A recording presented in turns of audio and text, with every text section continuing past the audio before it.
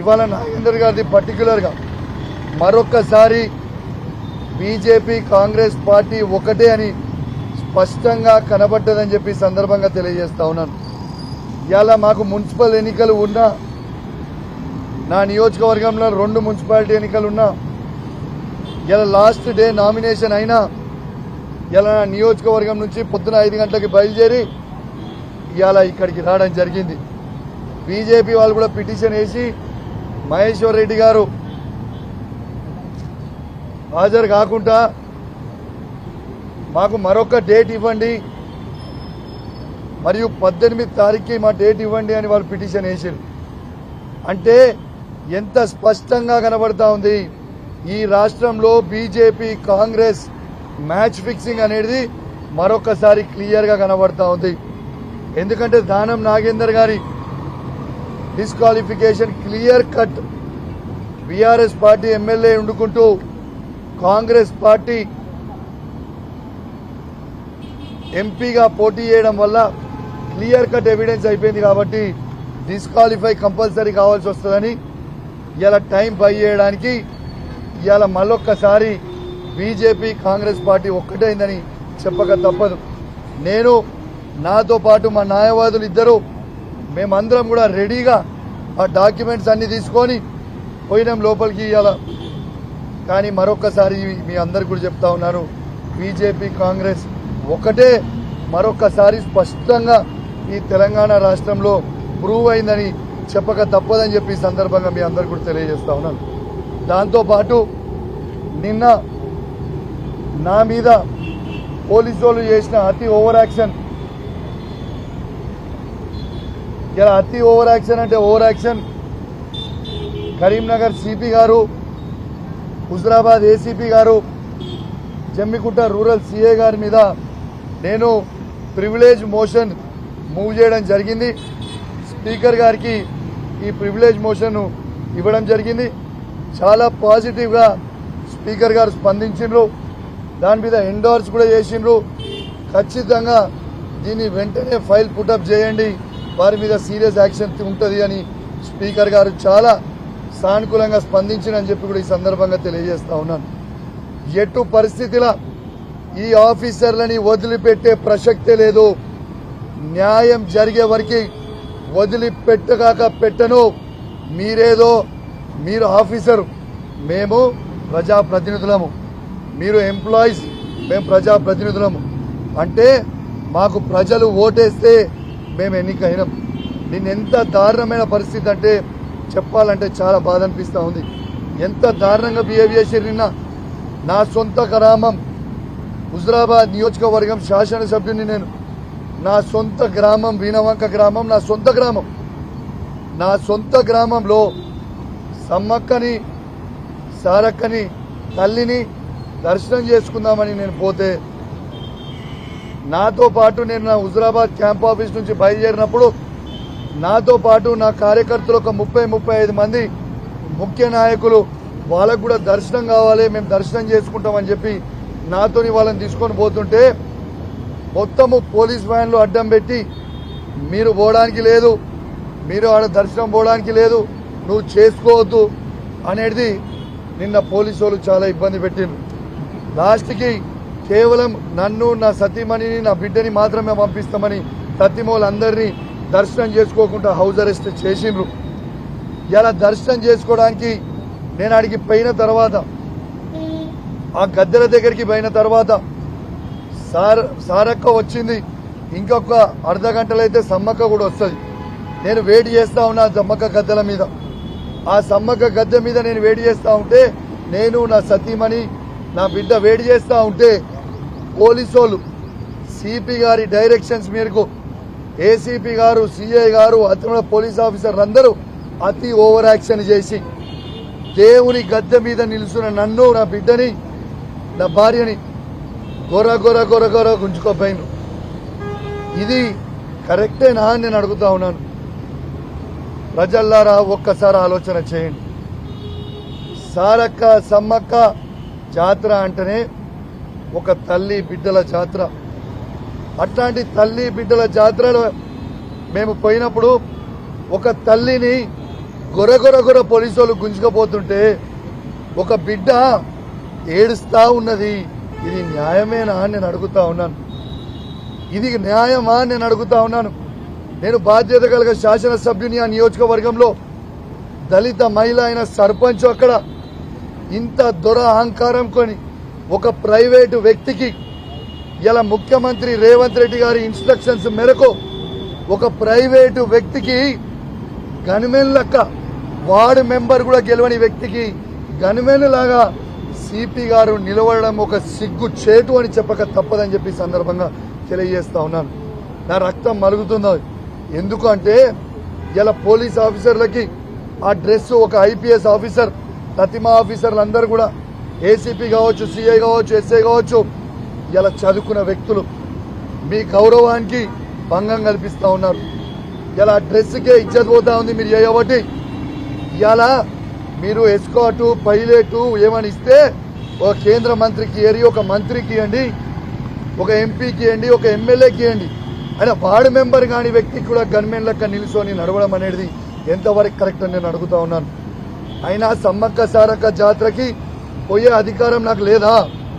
నేను దండం పెట్టుకునే అధికారం నాకు లేదా? ఒక దళిత మహిళని అవమానించే విధంగా ఇలా సిపి గారు, ఏసీపీ గారు, సిఐ గారు ప్రవర్తించారు. ఒక దళిత మహిళా సర్పంచ్ని ఇలా జుట్టు పట్టుకొని గొర ఉంచుకోపోయారు. ఇది ఎంతవరకు కరెక్ట్ అని నేను అడుగుతా ఉన్నాను. అంటే దళితులు బాగుపడొద్దా? దళితులది పెద్దరికం ఉండొద్దా? ఇదే దళితులు ఆడ వచ్చి కొబ్బరికాయ కొట్టొద్దా? కొట్టి దేవునికి మొక్కొద్దా అని నేను అడుగుతా ఉన్నాను. ప్రజల్లారా ఆలోచన చేయండి. ఎంత దౌర్భాగ్యమైన పరిస్థితి నడుస్తా ఉందో.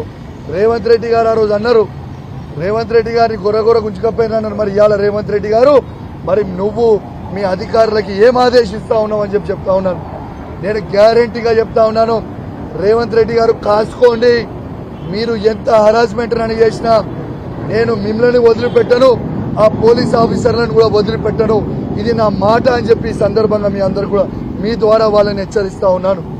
ఇలా నేను చెప్తా ఉన్నాను, ఈ ఓవర్ యాక్షన్ చేసిన పోలీసు వాళ్ళని ఖచ్చితంగా ఇలా ప్రివిలేజ్ మోషన్ మూవ్ చేసిన ఇలా మా మహిళా సర్పంచ్ గారు ఇలా పోలీస్ స్టేషన్ లో ఎస్సీ ఎస్టీ కేసు ఇలా వాళ్ళ మీద పిటిషన్ సిపి గారి మీద, ఏసీపీ గారి మీద, సిఐ గారి మీద ఇవ్వడం జరిగింది. ఎంత దారుణం అంటే ఇలా మా సర్పంచ్ గారు కూడా ఆడ పిటిషన్ ఇవ్వనికపోతే రిసీవ్డ్ కాపీ ఇస్తలేరు. రిసీవ్డ్ కాపీ ఇదా మీ పరిస్థితి అని నేను అడుగుతా ఉన్నాను. ఇలా రిసీవ్డ్ కాపీ ఇస్తలేను. ఖచ్చితంగా చెప్తా ఉన్నా, రేపు ఎస్సీ కమిషన్ కూడా రేపు ఖచ్చితంగా దళిత మహిళను తీసుకొని పోతాం. ఇలా ఎస్సీ కమిషన్ పోతాం, రేపు హ్యూమన్ రైట్స్ కూడా పోతాం. ఖచ్చితంగా దీన్ని ఇచ్చిపెట్టే ప్రసక్తే ఉండదు. నేను ఒకటే అడుగుతా ఉన్నాను, నేను రాజకీయాల్లో ఉన్నా, నేను బాధ్యత కలిగిన శాసనసభ్యులుగా. నా భార్య బిడ్డ ఏమి చేసిందని గొర్రెగించుకొచ్చిర్రు. నా బిడ్డ 14 ఏళ్ల చిన్న పిల్ల దేవుని దగ్గరకు వచ్చి దర్శనం చేసుకుంటే గొర్రె గుంజితే నాకు చైన్ వస్తుంది, నాకు మొత్తం చేయి గుంజి వచ్చే పరిస్థితిలో ఉంది. ఇలా ఇదా మీరు చేసే పరిస్థితి అని నేను అడుగుతా ఉన్నాను పోలీసు వాళ్ళని. ఒక సమ్మక్క సారక్క దర్శనం చేసుకునే అవకాశం స్థానికంగా ఉన్న ఎమ్మెల్యేకి, స్థానికంగా ఉన్న సర్పంచ్కి నా సొంత గ్రామంలో లేదా అని నేను అడుగుతా ఉన్నాను. తెలంగాణ ప్రజల్లారా, హుజురాబాద్ నియోజకవర్గ ప్రజల్లారా, ఎంత హరాచకం చేస్తారో ఒక్కసారి ఆలోచన చేయండి. ఇలా నేను చెప్తా ఉన్నాను, ఇలా కొందరు పెద్ద మనుషులు ఆడ మాట్లాడుతూ ఉన్నారు. అయ్యా మీకు తెలియదు కావచ్చు, తెలుసుకోండి. తెలియకపోతే మీ నడిచే ప్రతి రోడ్డు ఇలా హుజురాబాద్ నియోజకవర్గంలో కావచ్చు, వీణవంక గ్రామ పంచాయతీలో కావచ్చు, ఇలా కేసీఆర్ నాయకత్వంలో వేసింది కౌశిక్ రెడ్డి. ఇవాళ మీకు వేసిన బోరీలు కట్టించింది కౌశిక్ రెడ్డి. 30 కోట్ల రూపాయలతో రోడ్లు వేయించింది కౌశిక్ రెడ్డి. ఇలా 1000 కోట్ల రూపాయల అభివృద్ధి చేయించింది కేసీఆర్ నాయకత్వంలో. మేమే తప్పితే మీరు కాదు. ఎంత దారుణమైన పరిస్థితి అంటే ఆఖరికి ఆ సమ్మక్క జాతర గద్దెలు, ఆ గద్దెల మీద గ్రెనైట్, ఆ గద్దెల మీద రేలింగ్, ఆడ ఉన్న చుట్టూ సీసీ, ఆడ లైట్లు నా సొంత డబ్బులతోని 30 లక్షల రూపాయలతోని నేను ఆడ దానం చేసిన ప్రజలకి బాగుండాలని. ఇలా భక్తులు కొడుతున్న ప్రతి కొబ్బరికాయ అది నేనే ఇచ్చిన గ్రెనైట్, నేనే ఇచ్చిన రేలింగ్, ఇలా నేనే ఇచ్చిన సీసీ, ఇలా అవన్నీ కూడా నేనే ఇచ్చినాయే.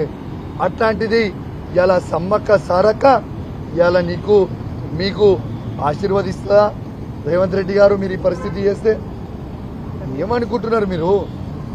కానీ మీరు ఎన్ని చేసినా ఎన్ని ఇబ్బందులు పెట్టినా మీరు ప్రజలకు ఇచ్చిన 6 గ్యారెంటీల మీద ప్రశ్నిస్తూనే ఉంటాం, నిన్ను నిలదీస్తూనే ఉంటాం. బిడ్డ నిన్ను అసలే ఇచ్చిపెట్టాం, నువ్వు రాసి పెట్టుకో. నేను ప్రతి ఆఫీసర్ కూడా చెప్తున్నా, ఇవాళ ఓవర్ యాక్షన్ చేసిన ప్రతి 3 ఆఫీసర్లకు చెప్తున్నా, ఇవాళ బిడ్డ దినాలు లెక్క పెట్టుకోర్రి. ఈ రోజు నుంచి కరెక్ట్ గా 3 ఏళ్లలో మా గవర్నమెంట్ వస్తుంది. తేకిస్తాం, ఏడున్నా తేకిస్తా, రాసి పెట్టుకోండి అని చెప్పి సందర్భంగా తెలియజేస్తున్నా. మీ సిపిఐ కావచ్చు, ఏసీపీఏ కావచ్చు, సిఏ కావచ్చు, తేకిస్తా, 7 చెర్ల నీళ్లు తాగిస్తా. 3 ఏళ్ల తర్వాత మా ప్రభుత్వం వస్తుంది, గ్యారెంటీగా అప్పుడు తేకిస్తా. ఇప్పుడు కూడా మిమ్మల్ని ఎస్సీ కమిషన్ ముంగట నిలబెట్టిస్తా, స్పీకర్ ముంగట నిలబెట్టిస్తా, నేషనల్ హ్యూమన్ రైట్స్ ముంగట నిలబెట్టిస్తా, అవసరమైతే నేషనల్ ఎస్సీ కమిషన్ దగ్గర కూడా నిలబెట్టిస్తా, నేషనల్ హ్యూమన్ రైట్స్ దగ్గర కూడా నిలబెట్టిస్తా అని హెచ్చరిస్తూ ఎవరిని కూడా వదిలిపెట్టలేదని తెలియజేస్తూ సెలవు తీసుకుంటా ఉన్నాను. జై తెలంగాణ, జై కేసీఆర్. చెప్పినా కదా క్లియర్ గా మీకు చెప్పిన, అసలు ఏమీ రాలేదు. ఇలా మీకు క్లియర్ గా చెప్పిన ఇంతకు ముందు అసలు లోపలికి అన్న అడిగినట్టు నేను నాతో పాటు మా అడ్వకేట్లని తీసుకొని మేము రెడీగా చెప్పేటట్టు ఉంది, చెప్పామని పోయినాం. దానం నాగేందర్ గారు రాలేదు, ఇంతసేపు వెయిట్ చేసినాం. మాకు 10:30కి టైం ఇచ్చిండు, దానం నాగేందర్ గారు రాలేదు. బీజేపీ నుంచి కూడా వాళ్ళు కూడా వేసారు, బీజేపీ వాళ్ళు కూడా ఎవరు కూడా రాలేదు. వాళ్ళు ముందే ములాఖత్ అయిపోయారని క్లియర్ గా చెప్పినా, వాళ్ళు ములాఖత్ అయ్యి అండర్స్టాండింగ్ చేసుకున్నారు. కాంగ్రెస్ బీజేపీ ములాఖత్ అనేది వెరీ క్లియర్. ఎందుకంటే ఇటు నాగేందర్ గారు రాలేదు, అటు పిటిషనర్ వేసిన బీజేపీ తరఫు నుంచి మహేశ్వర్ రెడ్డి గారు రాలేదు. వాళ్ళు కూడా రాకుండా మేమైతే రెడీ ఉంటాం. ఇవాళ 18 తారీఖుకి వస్తామని సింపుల్ గా స్పీకర్ గారు బయటకు వచ్చి ఇలా నేను దీన్ని అర్జెంట్ చేస్తున్నా, 18 తారీఖుకి మళ్ళా కూడా డేట్ ఇస్తున్నా అని చెప్పి డేట్ ఇచ్చి వాళ్ళు వేణు కేవలం ఫిబ్రవరి 6 నాడు అఫిడవిట్ వేయాలి. కాబట్టి ఇలా BJP Congress party match fixing చేసుకొని ఇలా పిలిచి ఆ పిటిషన్ వేద్దామనే ఒక ఉద్దేశంతో ఇలా బీజేపీ కాంగ్రెస్ మ్యాచ్ ఫిక్సింగ్ చేసిందనడం వెరీ క్లియర్ అని చెప్పి సందర్భంగా తెలియజేస్తాను.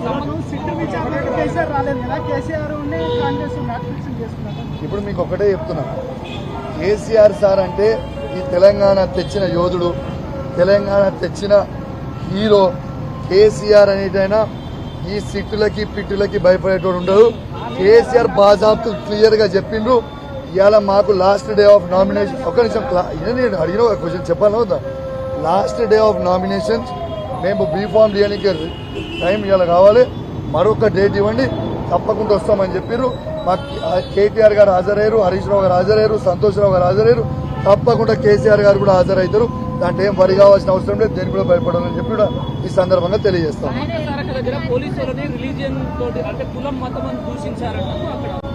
మీకు వెరీ క్లియర్ చెప్తున్నా, వాళ్ళు చేసింది తప్పు, వాళ్ళు చేసిన తప్పుకి 100 కవరింగ్ చేసుకునికే చూస్తున్నారు.